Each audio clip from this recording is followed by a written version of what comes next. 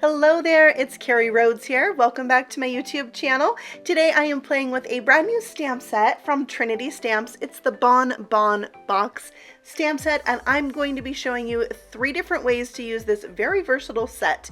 Here it is right here. It's a 4x4 stamp set. It's got the main Bon Bon Box stamp set, then it's got a bunch of little stamps that you can use to stamp over the chocolate parts. We have a coordinating die set to die cut out the chocolate box, and little dies to paper piece the chocolates in as well, and even a die for Happy Valentine's Day.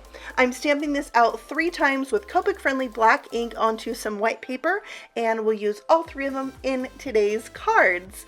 So first I want to do stamping. So I'm going to take the solid small stamps from this set and stamp them right over the chocolates in the box with some milk chocolate ink from Altenew.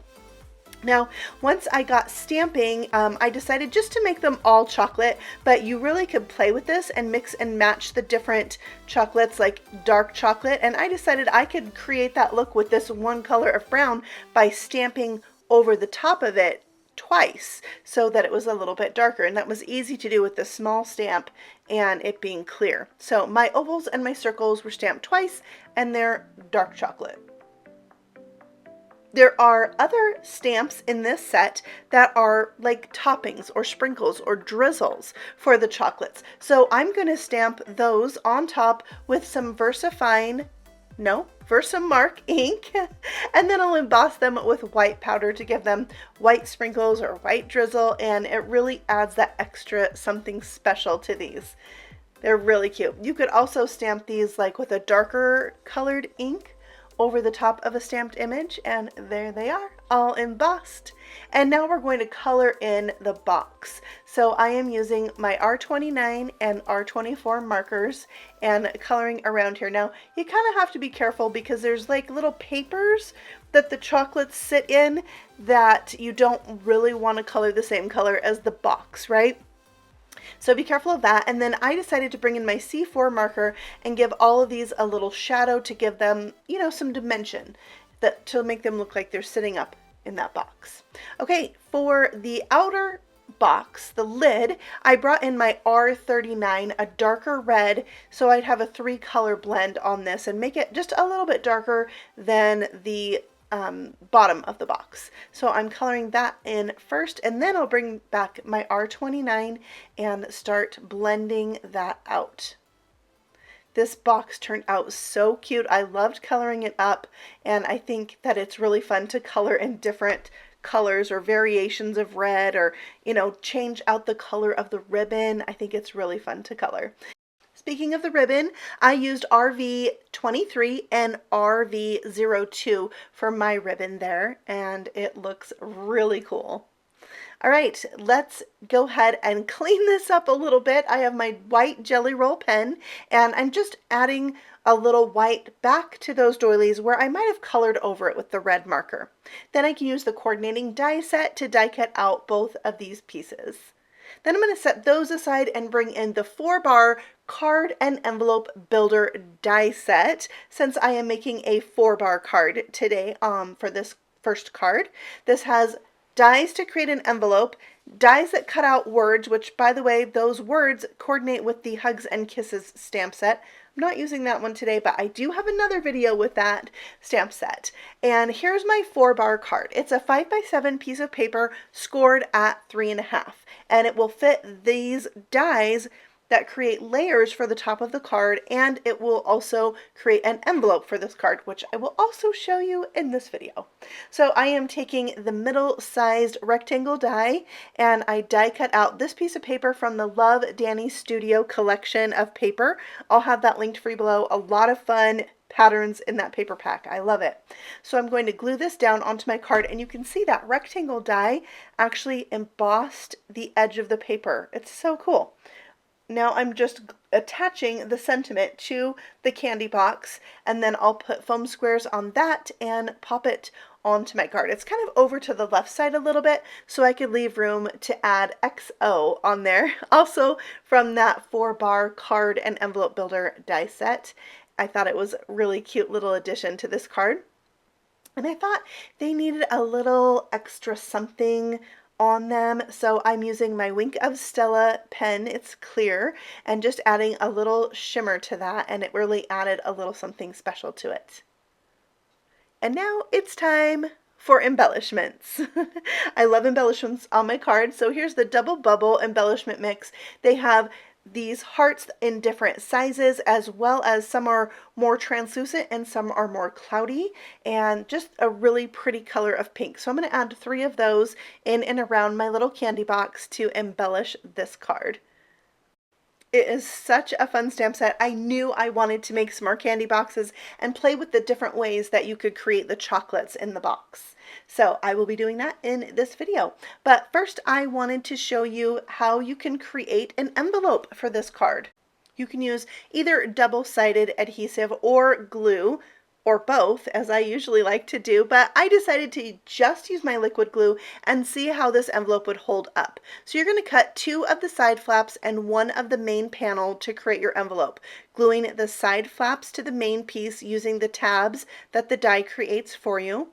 Glue the 2 tabs together in the center, and then glue the bottom by folding it up over that. And here we have our 4-bar envelope that fits my card perfectly. It's such a fun size. It's kind of known as an RSVP card as well. And that finishes up card number 1. Let's move on to card number 2. For this one, I am doing paper piecing. So I have used those little dies, the heart, the circle, the oval, and the rectangle, to die cut out these shapes from brown cardstock. And then I'll just put them right over the top of the chocolates in the box, and the doily part, the little paper liner, still shows. And then I thought I would make some variation of chocolates for this card. So here's my white chocolate, which, by the way, why white chocolate? I like dark chocolate, so white chocolate's a little out there for me. But other people like it, and this is a, box of chocolates you got to share, right? So now I thought I would do some pink, because I know at the holidays they're going to have some strawberry or cherry or raspberry kind of specialty chocolates, so we'll put some of those in the box as well. And then I did not have the perfect color cardstock for milk chocolate, so I am just going to use my E25 marker and color a little swatch, and then I'll use that to die cut out a few more chocolates. And after I die cut these out, I realized I could add a little shadow to the edge of these to give them a little bit more dimension, and I really loved that idea. So those little rectangles are ready to go. We'll add 3 milk chocolate bonbons to our box. Just like that. This pickup tool, so helpful for this. It really is. Now I have one left that I decided I'm going to make a very special chocolate, a gold one. That's a thing, right? And then I thought, okay, what if it was made to look like a chocolate, but really inside was like a ring, like an engagement ring, and this could be like a proposal chocolate box? I don't know. Sounds fun to me. So since I had already added shadowing to the milk chocolate, I brought in a few Copic markers to add shadowing to the rest of them so that they looked more cohesive. And also just adding that little shadow really helps give them a little more dimension. I do like the dimension of paper piecing these and having them stand up off the card a little bit. I used Y28 on my brushed gold paper, and it worked really good. So there they are, all shaded. And now for this box, I am using R24 as my darkest color, and then I'm going to blend that out with some corally pinks. This is R22, and then for my lightest color, I am bringing in R21, and I really like the softer color of this box. Just a different way you can color it. Play with the color of markers that you have, and you'll find something really fun. I did a brown satin ribbon around this box and added some white gel pen highlights. I think paper piecing these chocolates is my favorite way to decorate this box of chocolates. So there you have it. I am die cutting those out, and then we'll put the card together. I happen to have some dark brown satin ribbon in my stash, and for this card I am making a mini slimline. So I have a piece right here that measures 2 7/8 by 5 7/8. It's some pattern paper from my stash. I believe it's from Lawn Fawn. Sometimes they send you a couple random pieces of paper, and that's what this is from. I don't have the paper pad. It's just one piece that I had. And I'm going to stick the rest of the things down with foam squares, and then I'll glue this to my card base, which is 3 inches by 6 inches, scored at 3 inches to create a mini slimline card. And now I'm adding some glaze to the top of these chocolates. This is making them shiny, and it's giving them even more dimension. This is probably my favorite thing to add to the chocolates. Once I did it, I'm probably going to do it every time.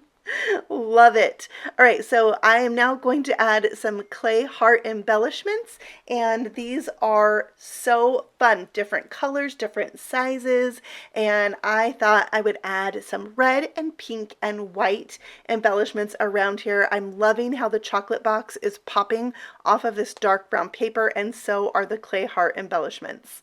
Super cute. Now, while I was doing that, I decided it would be fun to take some chunky glitter and sprinkle it on top of the glaze that's still wet to give just the tiniest bit of shine to the chocolates. And I really used the tiniest amount, and it really added that little something extra special on there. Isn't that cool? I love how that turned out.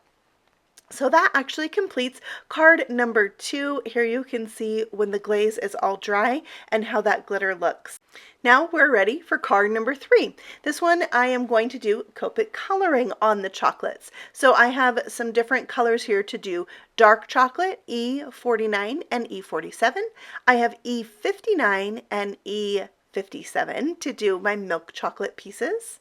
And then for my white chocolate, I am only using E40. I just kind of need a little bit of a shadow there. It won't dry as gray as it looks here. And then I have RV14 and RV13 for my strawberry chocolates. And I just repeated that to fill up the box. For my chocolate pieces, I am making a pink doily. Any of the dark chocolate and milk chocolate pieces have a pink doily using that RV25, the darkest one, because I'm going to color the box a lighter pink. And then for my strawberry chocolate and my white chocolate, I'm using E49 to make a dark brown doily around those. Or it's really like a little paper cup. You know what I mean, right? So there they are, finished up. And then I'm going to stamp on top of these some of those little drizzle and toppings. So I have brown that I'm stamping this little drizzle over the round pieces that are white chocolate and strawberry. Same, I have the drizzle for the rectangle piece, and I'm just stamping it with the same milk chocolate ink over the milk chocolate rectangles. You can see what I'm doing here. I'm adding hearts. I'm just playing and having fun with this stamp set. You can see I have used those same pink markers to color out my box. And then for my ribbon, I added that clear wink of Stella to give it some shine. I added a little bit of shading with my E40 marker, and then the addition of the shine really helps that pop like a ribbon. Okay, I have this Slimline Dainty Scallop Edge die from Trinity Stamps that I die cut out this slimline rectangle. And then for a layer, I'm using this other patterned paper. It's 9 inches by 4 inches. I love that. And then I'm going to use this other slimline stitched die set to die cut out the smallest rectangle, and that's going to fit inside my scalloped piece so perfectly. I'm going to glue the two together, and then I can start adding in all my pieces. You can see there I have the I love you or I heart you. I die cut that from white glitter paper and used the 4-bar card and envelope builder that I used on card number 1 to die cut these out. And then I'm gluing the Happy Valentine's Day as well as the I Heart You directly to the card, and then the chocolate box will be popped up with foam squares right there in the middle. All right, for embellishment, I have the lovely Latte Baubles. I'm going to add some of those. They're really light brown, so I'm going to add 3 of those, and they're kind of representative of the milk chocolate, I guess. And they do have a little bit of an iridescent shine to them, so they're really pretty. And then for my second embellishment, I'm going to go a little darker with the bronzed brown baubles, and I'll glue on just 2 of those.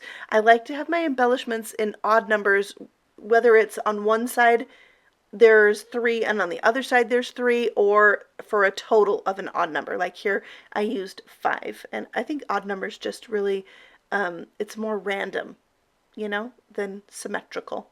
All right, I told you I couldn't stop doing the glaze once I started, so I glazed all of these, but I'm not going to add glitter to them this time because I have those stamped pieces on top, so I'm going to leave it just like that. But here you can see all 3 cards together. I thought it was fun to play with this stamp on different sized cards so you could see how it fits on the different sizes. And there I have 3 different ways you can use this stamp set, whether you're going to stamp those solid pieces to create your chocolates like I've done right here, or you can paper piece the chocolates, which I think is my favorite. That it just gives a little bit of dimension. And then if you like, you can also just color it in. You don't have to use any of the stamps or the dies, but just do the coloring. So lots of different choices, and I love the versatility that Trinity Stamps put into this stamp and die set, so we could mix and match and play with it and just be more creative with those choices. So thank you for stopping by and letting me share this super fun new stamp set from Trinity for Valentine's Day. I think it's one I'll be playing with again. So thank you for watching. If you have any questions, let me know, and the supplies I used are linked for you in the description box below. If you're new, feel free to subscribe because I have new stamping videos all the time. I'll see you on the next one. Happy stamping! Bye!